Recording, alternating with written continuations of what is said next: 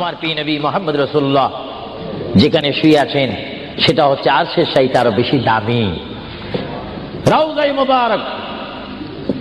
এই রাউজা শরীফে রাসূলুল্লাহ যাওয়ার আগে আল্লাহ রাব্বুল আলামিন আমার প্রিয় নবীর কাছে মালাকুল মউত আজরাইল আলাইহিস সালামকে পাঠাইলেন। চিৎকার দিয়ে বলুন সুবহানাল্লাহ।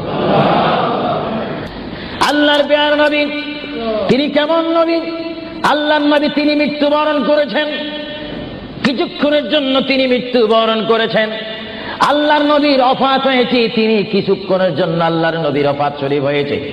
বাইরে আমার শুনুন, আল্লাহর প্যারা নবীর দরবারে আল্লাহ রাব্বুল আলামিন আজরাইলকে পাঠাইলেন। হে আজরাইল, আমার বন্ধু নবীজির কাছে তুমি চলে যাও। আমার বন্ধুর কাছে যাবে তুমি মানুষের সূরতে। সুবহানাল্লাহ বলেন, আরো জোরে বলেন কিসের সূরতে? আপনারা বলেন আজরাইল কি মানুষ না ফেরেশতা? আরো জোরে বলেন কি? এখন মানুষের সূরত ধরার কারণে কি সব সময় মানুষ বলবেন নাকি? মানুষ বলা যাবে না। আল্লাহ বলে আজরাইল মালাকুল মউত আমার বন্ধুর কাছে তুমি চলে যাও। এমন বন্ধুর কাছে আমি তোমাকে পাঠাচ্ছি যে বন্ধুকে আমি তৈরি না করলে লাউলা কালামা খালাকুতুল আফলাক। আজরাইল তোমার জানা উচিত যেই বন্ধুকে আমি সৃষ্টি না করলে তুমি আজরাইলকে, জিবরাইলকে, মিকাইলকে, ইসরাফিলকে, আসমানি ফেরেশতা, জমিনি ফেরেশতাদেরকে আটকানা ব্যস্ত সাতখানা দুজক আমি সৃষ্টি করতাম না, সামা তৈরি করতাম না, আসমান তৈরি করতাম না, আরদ জমিন তৈরি করতাম না, ফুলসুরাত বানাইতাম না যে নবীকে আমি সৃষ্টি না করলে। এমন একজন নবীর কাছে আমি তোমাকে পাঠাচ্ছি, তুমি সুন্দর করে আদব সহকারে আমার বন্ধুর কাছে চলে যাও এবং যাওয়া মাত্র তুমি তোমার সালাম আমার বন্ধুর কাছে রাখবে এবং আমি আল্লাহর সালামটাও পৌঁছাই দিবে। জোরে বলেন সুবহানাল্লাহ, বলেন আল্লাহু আকবার। নবীকে সালাম দিচ্ছেন কে? আরো জোরে বলুন না কে? আল্লাহ যদি দিতে পারেন বন্ধুর সালাম বন্ধুকে, আমরা সেই নবীকে সালাম দিতে চাই কি চাই না? নবীকে সালাম দিবেন এইভাবে, দোস্ত কেমন আছিস, এইভাবে নাকি? আদব সহকারে, আদব সহকারে সালাম দিতে হবে। পৃথিবীর যে কোনো জায়গায় বেয়াদবি চলে, কিন্তু রাসূলের দরবারে কোনো বেয়াদবি চলে না। রাসূলের দরবারে যদি কেউ বেয়াদবি করে, তার ইতিহাস আসমান ও জমিনের বিশ্ব নন্দিত শ্রেষ্ঠতম স্পিকার যিনি হচ্ছেন মুআল্লিমুল মালায়েকা, যিনি বর্তমান স্টেজে রয়েছেন মিস্টার ইবলিস শয়তান 6.5 লক্ষ বছর ইবাদত করেছে। রাসূলুল্লাহর নূর মুবারক অস্বীকার করার কারণে সঙ্গে সঙ্গে আমার আল্লাহ ফতোয়া দিয়েছেন আবা ওয়াস্তাগবারা ওয়া কানা মিনাল কাফিরিন। আল্লাহ রাব্বুল আলামিন বলেন, ইবলিস তুমি তো অনেক ইবাদত করেছো, শুধুমাত্র বন্ধুর শানে বেয়াদবি করার কারণে আমি তোমার 6.5 লক্ষ বছরের ইবাদতকে রুইয়ের মতো তুলার মতো জ্বালিয়ে আমি তোমাদেরকে কুফার বানিয়ে দিলাম। কারণ আমি আমার নবীর শানে যদি কেউ বেয়াদবি করে সেটা আমি আল্লাহ বরদাস্ত করি না। চিৎকার দিয়ে বলেন সুবহানাল্লাহ, আরো জোরে বলেন না সুবহানাল্লাহ। কি বলতেছিলাম ভাইয়েরা আমার? আল্লাহর প্রিয় নবী দু জাহানের বাদশা নবী মুহাম্মদুর রাসূলুল্লাহর দরবারে আজরাইল আলাইহিস সালাম আসলেন। এবার আজরাইল এসে সালাম দিচ্ছে। আমার ভাইরা বলুন আসসালাতু ওয়াসসালামু আলাইকা ইয়া রাসূলুল্লাহ। সবাই জোরে বলেন মুহাব্বতে। ফেরেশতারা ক্যাসেট করতেছে, এই সালামের আওয়াজ অবিশ্বয় নিজ কানে হাসরের ময়দানে শুনতে পারবেন। চিৎকার দিয়ে বলেন সুবহানাল্লাহ।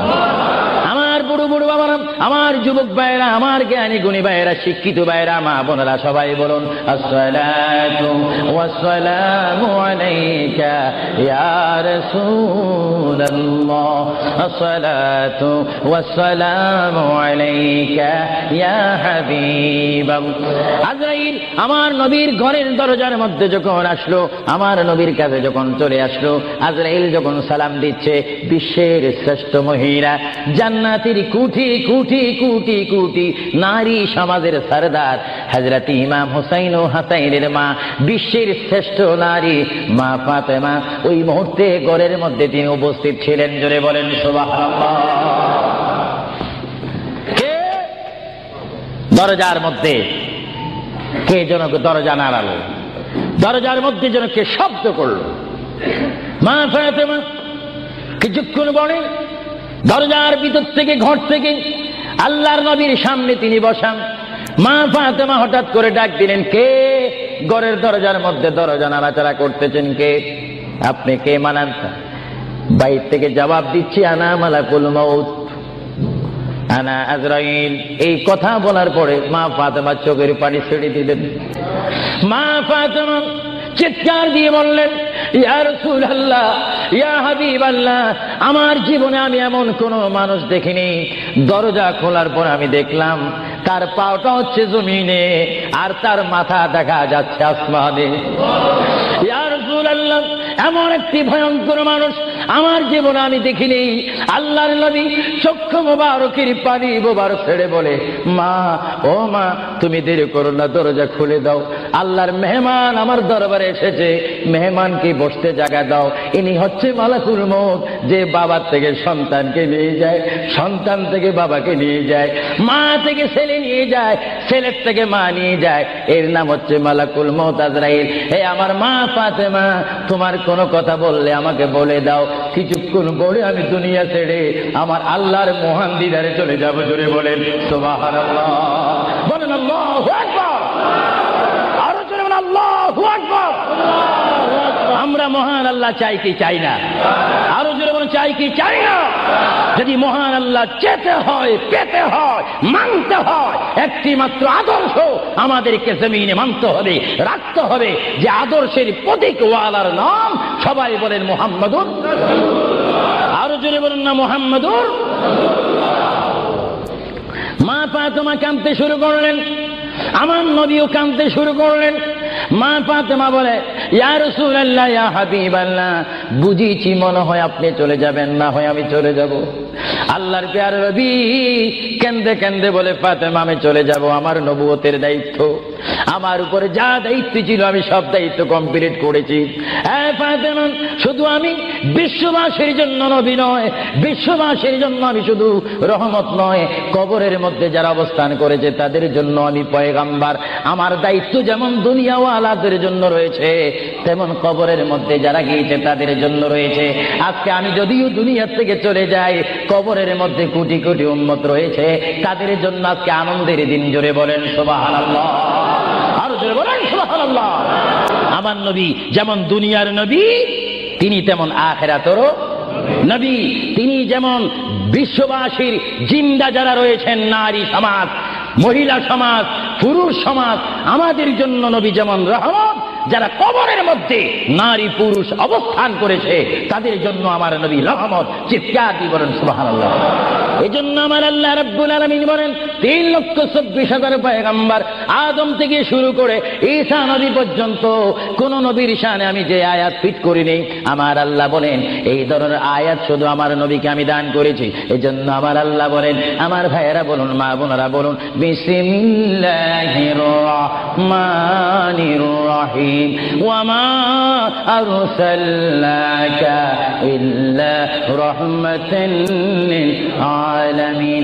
আমার আল্লাহ বলে, হাবিব, হে আমার বন্ধু, হে মুহাম্মদুর রাসূলুল্লাহ, আপনাকে আমি আসমানের জন্য, জমিনের জন্য, আরশের জন্য, কুরসির জন্য, মানুষের জন্য, জিন জাতির জন্য, ফেরেশতার জন্য, আমার সৃষ্টির মধ্যে যত সৃষ্টি রয়েছে সকল সৃষ্টির মালিক হচ্ছে আমি আল্লাহ রব্বিল আলামিন। আর সকল সৃষ্টির জন্য রহমত হচ্ছেন আপনি রহমতের আলামিন। হাবিব, আমি আল্লাহ, যেখানে আল্লাহর ক্ষমতা থাকবে সেখানে আপনার রহমতের ক্ষমতা অবশ্যই থাকবে। জোরে বলেন সুবহানাল্লাহ, বলেন আল্লাহু আকবার। যেখানে আমার আল্লাহ বলেন সেখানে মুহাম্মাদুর, আরো জোরে বলেন যেখানে আল্লাহ সেখানে মুহাম্মাদুর। প্রিয় ভাইয়েরা আমার, মুহাম্মদ রাসূলুল্লাহর দরবারে মালাকুল মউত অবস্থান করেছেন, উপস্থিত হয়েছেন, এসে গেল। আল্লাহর প্যারা নবী মুহাম্মদ রাসূলুল্লাহ সাল্লাল্লাহু আলাইহি ওয়াসাল্লাম মা ফাতেমাকে ডাক দিয়ে বলে, হে আমার কন্যা ফাতেমা, তোমাকে আমি জানিয়ে দিতে চাই আমার আর বেশি সময় নেই। তোমার যদি কোনো কথা থাকে তুমি আমাকে বলে দাও, আমি তোমার কথাগুলো শুনবো।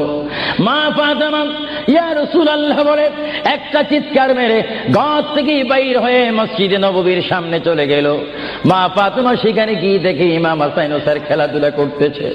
মা তার সন্তানকে ডাক দিচ্ছে, হাসাইন আর হুসাইন, তোমরা বুঝি এখানে তোমরা খেলাধুলা করতেছো? আমার বাবা বিশ্বনবী মুহাম্মদুর রাসূলুল্লাহ সাল্লাল্লাহু আলাইহি ওয়াসাল্লাম দুনিয়া থেকে চলে যাচ্ছে, তোমাদের যদি কিছু চাওয়ার থাকে পাওয়ার থাকে তোমরা আমার বাবার কাছে চলে যাও। আল্লাহ রাব্বির নাতি ইমাম হাসান হোসেন ইয়া নবী বলে বলে, ইয়া রাসূল বলে বলে চিৎকার দিয়ে দিয়ে তারা আমার নবীর কাছে চলে আসলো। কিতাবের মধ্যে আসে দুনো ভাই আল্লাহর নবীকে জড়ায় ধরে বলে, নানা গো, ও নানা, আমাদের বাবা আলীর মতো গরিব সাহাবী দুনিয়ার মধ্যে নাই। নানা, আমাদের মা ফাতেমা জান্নাতের মহিলাদের সরদার বলে আপনি ঘোষণা দিয়েছেন, আমাকে জান্নাতের নওজওয়ানদের সরদার বলে ঘোষণা দিয়েছেন।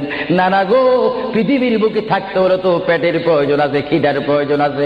ও নানা, যখন দুনিয়ার মধ্যে খিদা পাইতো 3 দিন 4 দিন পর্যন্ত আমার মা গুনে চুলাতে আগুন দিতে পারতেন না। টাকা নাই, পয়সা নাই, চুলাতে পর্যন্ত আগুন জ্বলে না, পাথর বেঁধে বেঁধে আমরা রাত্রে ঘুমাইতাম। ইয়া রাসূলুল্লাহ, ইয়া হাবিবাল্লাহ, আপনার রহমতের চেহারার দিকে যখন নজর করতাম আমাদের পেটটা ভরে যাইত, খিদার কথা আমরা ভুলিয়ে যাইতাম। ইয়া রাসূলুল্লাহ, আপনি যদি দুনিয়া থেকে চলে যান আমরা কার চেহারার দিকে নজর করে আমাদের পেটের খিদা দূর করব? আল্লাহর নবী চক্ষু মুবারকের পানি ছেড়ে বলে, হাসাইন আর হুসাইন, তোমরা কেঁদো না। যতবার তোমরা নামাজ পড়বে আর নামাজের মধ্যে তোমরা বলবে আসসালামু আলাইকা আইয়ুহান নবিয়্যু ওয়া রাহমাতুল্লাহি ওয়া বারাকাতুহু, যতবার তোমরা আমাকে সালাম দিবে ততবার আমি তোমাদের সামনে উপস্থিত থাকবো। জোরে বলেন সুবহানাল্লাহ, আল্লাহু আকবার।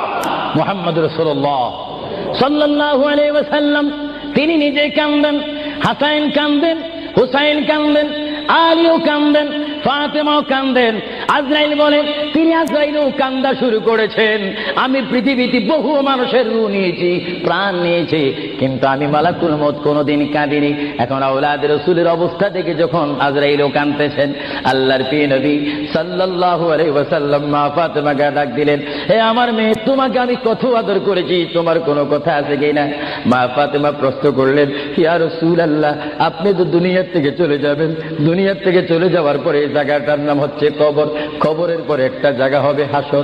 এই হাসরের ময়দানে কোটি কোটি উম্মত, মা ব্যতীত, বাবা ব্যতীত, আত্মীয় স্বজন ব্যতীত অসহায় হয়ে মানুষ নফসি নফসি করবে, মানুষ নিজের ঘামে নিজেরা সাঁতার কাটবে। ইয়া রাসূলুল্লাহ, ওই বিশাল 12 সূর্যের তাপ মাথার উপরে থাকবে, ওই কঠিন মুসিবতের সময় আমরা আপনাকে কোথায় পাবো? আল্লাহর নবী কেঁদে কেঁদে বলেন, এ ফাতেমা, আমি তোমাকে জানিয়ে দিলাম হাসরের ময়দানে তোমরা আমাকে একটি জায়গায় পাবে, যে জায়গার নাম হচ্ছে মিজান, যেখানে আমার উম্মতের নেক এবং বদি ওজন হবে। ওইখানে আমি নবী দাঁড়িয়ে থাকবো, আমার উম্মতকে যেন ফেরেশতারা জাহান্নামে নিতে না পারে। জোরে বলেন সুবহানাল্লাহ। আল্লাহর প্যারা নবী কেঁদে কেঁদে বলেন, ফাতেমা, আমাকে তুমি মিজান পাল্লা কাছে পাবে। আর ফাতেমা প্রশ্ন করলেন, ইয়া রাসূলুল্লাহ, যদি মিজানে যদি আপনাকে না পাই? আল্লাহর নবী কেঁদে কেঁদে বলেন, আমাকে তোমরা জাহান্নামের দরজার মধ্যে পাবে। ইয়া রাসূলুল্লাহ, সেখানে যদি না পাই ফুলসিরাতের গোড়ার মধ্যে পাবে। ইয়া রাসূলুল্লাহ, সেইখানে যদি না পাই হাউজে কাউসারের কিনারায় পাবে। মা ফাতেমা কেঁদে কেঁদে বলেন, বাবা গো, ইয়া রাসূলুল্লাহ, এতে টাইমে যদি 4টি জায়গার মধ্যে যদি আপনার উম্মত মুসিবতের মধ্যে পড়ে যায়, আপনার একা পক্ষে কিভাবে সম্ভব হবে তাদেরকে রক্ষা করার জন্য? আল্লাহর হাবিব চোখের পানি ছেড়ে বলে, ফাতেমা, তুমি আমাকে এতক্ষণ চিনতে পারো নাই গো ফাতেমা, তুমি জগতের বাবার মতো আমাকে বাবা মনে করো না।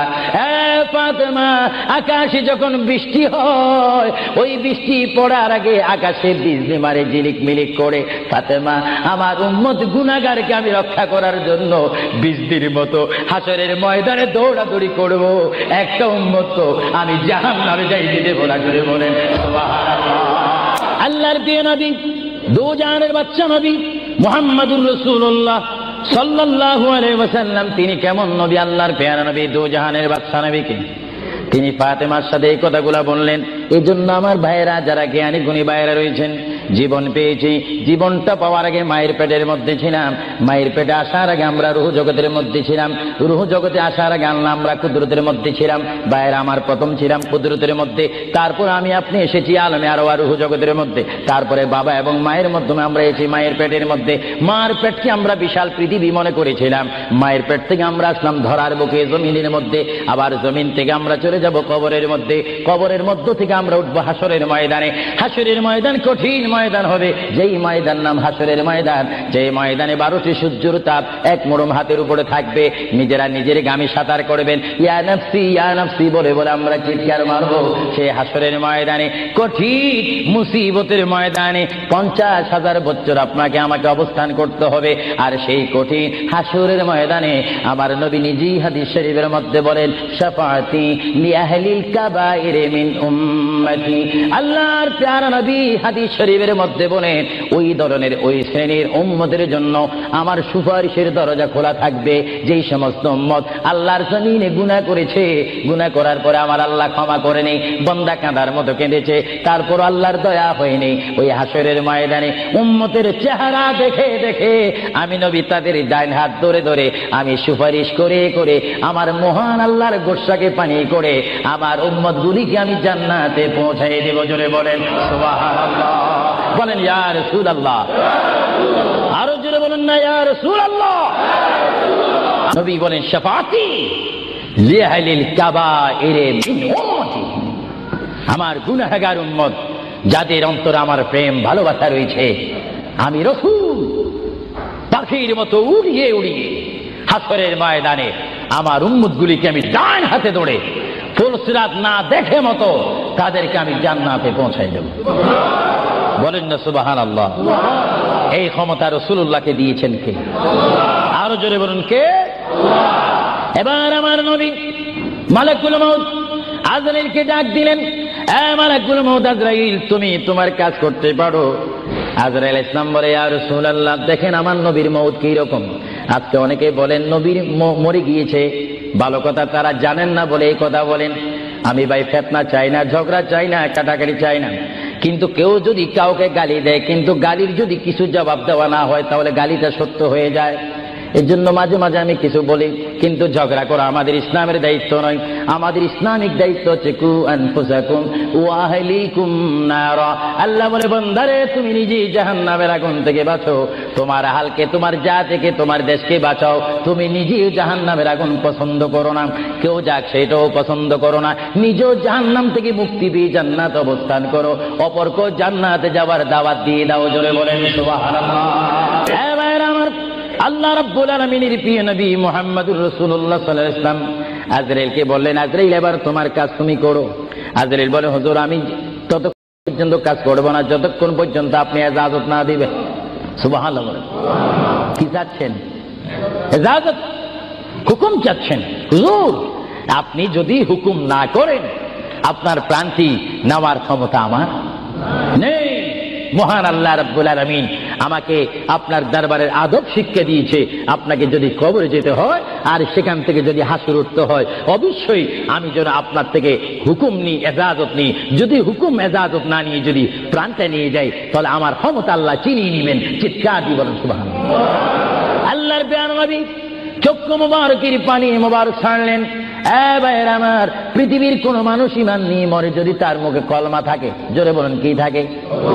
কলমাটা আপনারা সবাই বলুন, লা ইলাহা ইল্লাল্লাহ। জোরে, লা ইলাহা ইল্লাল্লাহ, লা ইলাহা ইল্লাল্লাহু মুহাম্মাদুর রাসূলুল্লাহ।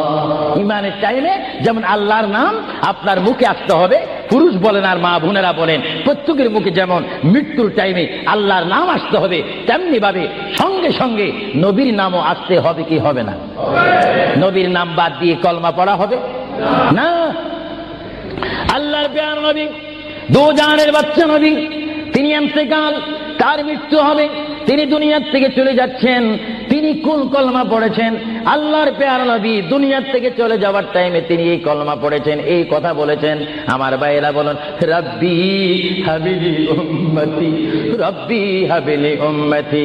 আল্লাহ, আমি এখন পৃথিবীর থেকে চলে যাব, যাওয়ার টাইমও তোমাকে ডাক দিচ্ছি, রব্বি, হে আমার রব, রব্বি, হে আমার আল্লাহ, হাবলি উম্মতি, তোমার কাছে আর কিছু চাই না, আমার উম্মত গুলাকে মাফ করে আমাকে দিয়ে দাও। জোরে বলেন সুবহানাল্লাহ, বলেন আল্লাহু আকবার। কিন্তু মানুষ যখন কবরে যায় কলমা পড়তে হয় কি হয় না? ঈমান। কিন্তু আমার নবী যদি আমাদের মতো মানুষ হয়ে থাকেন, তিনি কাল কলমা পড়ে কবরে গিয়েছেন। প্রশ্ন বুঝতে কোনো কষ্ট হয়? আমরা তো কলমা পড়ি কোথায় যেতে চাই? কবর। জোরে বলুন, আমরা কি পড়তে হবে? কলমা শরীফ পড়ে অবশ্যই আমাদেরকে যেতে হবে কোথায়? কবরে। কিন্তু আমার নবী যদি আমাদের মতো মানুষ হয়ে থাকেন, তাহলে মুহাম্মদ রাসূলুল্লাহ কি কার কলমা পড়ে তিনি কবরে গিয়েছেন? আল্লাহর নবীর কলমা ছিল লা ইলাহা ইল্লাল্লাহু ইন্নী রাসূলুল্লাহ। চিৎকার দিয়ে বলেন সুবহানাল্লাহ। আল্লাহর নবী বলেছেন লা ইলাহা ইল্লাল্লাহ, আল্লাহ ছাড়া কোনো মাবুদ নাই, ইন্নী রাসূলুল্লাহ, নিশ্চয় নিশ্চয় আমি আল্লাহর রাসূল। জোরে বলেন সুবহানাল্লাহ। এই জন্য সমাজে রয়েছে, নিজে যাকে বড় বলে বড় সেই নয়। বলেন, নিজে যাকে বড় বলে বড় সেই নয়, দশে যাকে বড় বলে বড় সেই হয়। আল্লাহর নবী বলে, তোমরা যদি নিজকে নিজে বড় বলো তোমরা বড় হবে না, কিন্তু আমার বেলায় এটা ব্যতিক্রম। আমি নিজকে নিজে বলতেছি ইন্নী রাসূলুল্লাহ, আমি আল্লাহ রসুল। আমাকে যারা মানবে তারা সাহাবী জান্নাতি, আমাকে যারা মানবে না তারা বেদিন, তারা জাহান্নামী। জোরে বলেন সুবহানাল্লাহ। আল্লাহর প্রিয় নবী উম্মতি উম্মতি বলে কাঁদতেছেন। কেঁদে কেঁদে তিনি আজরাইলকে হুকুম দিলেন, আপনার কাজ আপনি করতে পারেন। আজরাইল ইসলাম আল্লাহর প্রিয় নবীর সিনা মুবারকের উপর হাত রাখলেন। হাত মুবারক রাখার পরে এই মুহূর্তের মধ্যে আল্লাহর নবী, দুজানের বাচ্চা নবী, তিনি একটা চিৎকার মারলেন, ও ভাই আজরাইল তুমি কি করতেছো? ইয়া রাসূলুল্লাহ, আপনার রূহ মুবারক আমি বাহির করতেছি। আজরাইল তুমি কি করতেছো? ইয়া রাসূলুল্লাহ, আপনার রূহ মুবারক আমি নিয়ে যাচ্ছি। আমার নবী চিৎকার দিয়ে বলে, ভাই আজরাইল, তোমাকে একটু আমি অনুরোধ করি, তুমি একটু দেরি করো। তুমি আমার বুকের উপরে কি রেখেছো? ইয়া রাসূলুল্লাহ, আপনার বুক মুবারকের উপর আমি শুধু হাতটা রাখলাম। আজরাইল তুমি বুঝি হাত রেখেছো? আমার অনুভব হয় যেন 7টা আসমান আর 7টা জমিন আমার বুকের মধ্যে দিয়েছো। আজরাইল, 7টা আসমান আর 7টা জমিন যেন তুমি আমার বুকের উপরে দিয়েছো। এই মৃত্যুর যন্ত্রণা আমি সহ্য করতে পারি না। তবে তোমাকে আমি অনুরোধ করি, আমার উম্মত গুনাহগার হবে, আমার উম্মত বদকার হবে, আমার উম্মত আমাকে না দেখে দেখে ইয়া নবী ইয়া রাসূল বলবে, আমার উম্মতরা তোমার এই কষ্ট সহ্য করতে পারবে না। আজরাইল, তোমাকে আমি অনুরোধ করে গেলাম, কিয়ামত পর্যন্ত যত কোটি কোটি উম্মত পৃথিবীর বুকে মৃত্যুবরণ করবে, সকলের কষ্টটুকু তুমি আমাকে দিয়ে দাও। আমি নবী সহ্য করব, তবু আমার উম্মত সহ্য করতে পারবে না। জোরে বলেন সুবহানাল্লাহ। আল্লাহ নবী কেঁদে কেঁদে যখন বলেন, এই মুহূর্তে আজরাইল বলে, ইয়া রাসূলুল্লাহ, ইয়া হাবিবাল্লাহ, আপনাকে আমি একটা কথা জানাই দিতে চাই, যারা আপনার আশিক, যারা আপনার গোলাম, যারা আপনার প্রেমিক, যারা কোরআন শরীফ পড়ে, যারা দুরূদ শরীফ পড়ে, যারা নামাজ পড়ে, আল্লাহর সাথে কাউকে শরীক করে না, নবীর সাথে বেয়াদবি করবে না, আউলিয়া কেরামের সাথে বেয়াদবি করবে না। ইয়া রাসূলুল্লাহ, তাদের মধ্যে আল্লাহ এমন একটা ঈমানের স্পিরিট দিবে, তাদের সামনে যখন আমি চলে যাব, চুম্বক চুম্বককে দেখলে যেমনি ভাবে একে অপরকে আকর্ষণ করে, ইয়া রাসূলুল্লাহ, এমনি ভাবে আপনারা আশিকদের রূহ আমি নেব, তারা নিজেও বলতে পারবে না। ময়দার বিদ্যুৎ থেকে একটা চুল বাহির করতে যেমনি ভাবে ময়দা ডিস্টার্ব হয় না, ইয়া রাসূলুল্লাহ, আপনার চেহারা মুবারক তাদের সামনে আমি তুলে ধরবো। আপনার চেহারা দেখে দেখে আপনার উম্মতরা কলমা পড়তে পড়তে কবরের মধ্যে চলে আসবে। জোরে বলেন সুবহানাল্লাহ, বলেন আল্লাহু আকবার। আল্লাহর প্যারা নবী মুহাম্মদ রাসূলুল্লাহ রূহ মুবারক নেওয়া হলো। বুঝেন, যদি নবীও চলে যেতে হয়, সেখানে তো আপনার থাকার কোনো ব্যবস্থা নেই। চিন্তা করেন, আপনার ঘরটা কত লক্ষ টাকার, আপনার অবস্থান কত কোটিপতি, শিল্পপতি, সব মিথ্যা, সব বানর আমার আপনার পর হবে, কিচ্ছু সঙ্গে যাবে না।